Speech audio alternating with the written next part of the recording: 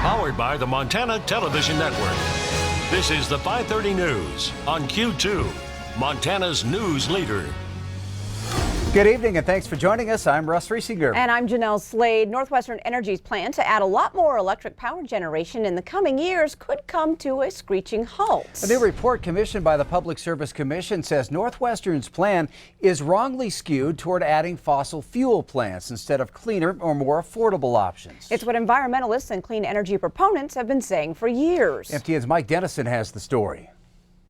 Northwestern says it needs to add 725 megawatts of power over the next 5 years to ensure it has enough for its 370,000 electric customers in Montana. A company plan last year said building natural gas-fired plants is the best way to fill that gap. Northwestern also is currently asking for bids for new projects. But the report released last week by an energy consulting firm says Northwestern used flawed information to devise its plan. Is calling for building a whole bunch of new gas-fired power plants. It wants to purchase more of Colstrip. That's hundreds of millions of dollars in costs. And this report says that basically the analysis used to justify that has been rigged. The report says Northwestern undervalued attributes of wind and solar power, and it says the company is overlooking the likelihood of being able to buy affordable power on the open market. Northwestern Energy Supply Manager Ben Fixfleischman disagrees and says most experts believe regional markets will get tighter in the coming years.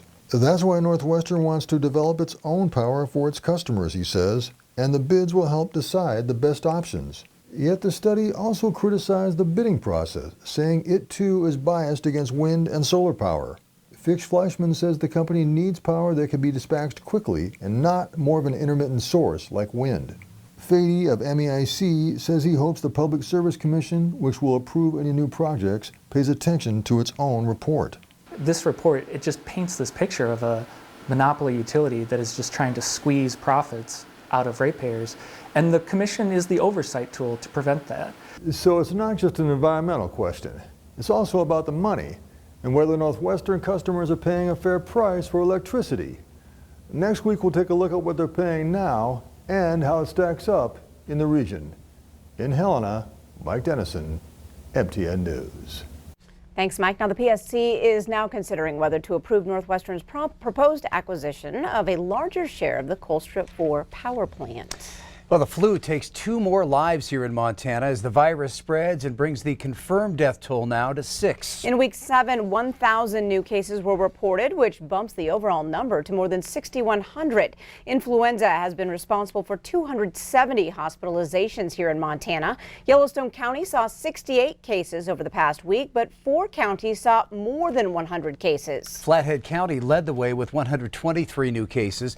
Gallatin County has the most cases with more than 1,100, and Yellowstone County sits second overall with 627 cases since October.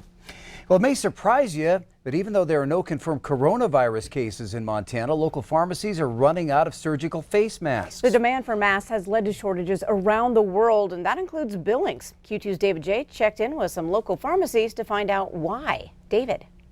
Jeanelle and Russ, the Centers for Disease Control recommends everyday preventive measures to prevent the spread of respiratory diseases, but does not recommend masks for people who are well to protect themselves, but that has still led to a shortage of the face masks.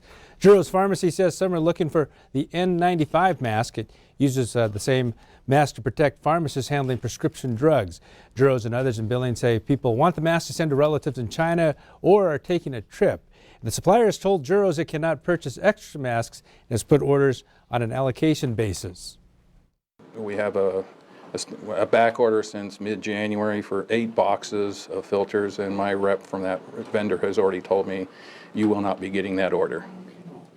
So it's going to be a long term. And other pharmacies in Billings have the same challenge. Stu Hanna suggests checking the CDC website for advice on prevention if it becomes necessary. Jeanelle?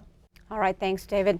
If you total up the cases of substance abuse, drug crimes, and deaths, Montana ranks 18th for this state most affected by the national drug epidemic.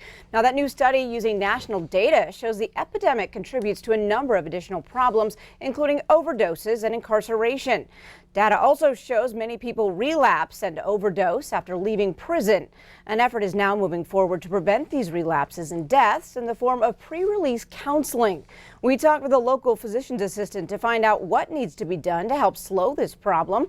He says abstinence alone does not work unless paired with counseling or drug management. Addiction is not prejudice. It affects people of all race and all ages. So once we get them and they're willing to accept treatment, we start working with certain medications to stabilize and then provide them counseling in order to help them with getting them back on their feet and moving forward to what their goals are. And Greenberg also stresses the importance of removing the stigma associated with addiction and just getting help. Well, Democrats running for Senate and for governor will take to the stage for 2 debates in Bozeman tonight. The 5 Democrats hoping to unseat Senator Steve Daines will take to the stage first. Wilmot Collins, John Muse, Cora Newman, Mike Knowles, and Josh Seckinger. Then the 2 gubernatorial candidates, Mike Cooney and Whitney Williams, will square off for the second time. They won't be given any topics for questions ahead of time. They're running to represent a lot of Montanans who have a lot of different interests. And so being able to get up on a debate stage without knowing in advance what those questions are going to be kind of shows how a candidate can respond under pressure. Well, the 5 Democrats running for Senate will be here in Billings for a forum at MSU Billings. That will take place on Tuesday, April 7th at 6 p.m. A Montana woman dared to dream big as she hoped to become the first twice paralyzed woman to summit Mount Kilimanjaro. Stara Hilliard-Barnes is back home in the Flathead Valley now, and that dream is reality. Hilliard-Barnes trained for several months for the almost 20,000-foot summit. She's had to learn to walk again twice after being paralyzed in a motorcycle accident 10 years ago and then later in a car accident. She says climbing Mount Kilimanjaro was always a dream of hers, and now she can't wait to climb again. When I reached the summit, I think I was just overjoyed with excitement because I'm like, this has been a dream since I was a little girl.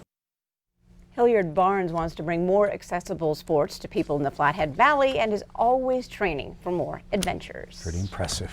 Well, there's more news from across our state on tonight's MTN 9 o'clock news. Another scare on the University of Montana campus as a man dressed in a black cape follows a student on campus.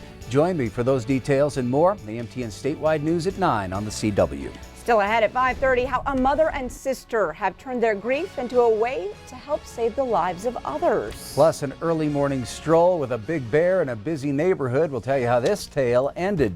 And later in sports, district semifinals are full speed ahead. We go to Red Lodge coming up. And coming up in weather, 2 storms heading for the West Coast. Will one hit us or will the other one hit us? We'll tell you what we think coming up in a few more minutes. You're watching MTN News with Jeanelle Slade and Russ Riesinger. Storm Tracker weather with Bob McGuire. And sports with Scott Green. This is the 5:30 news on Q2, Montana's news leader.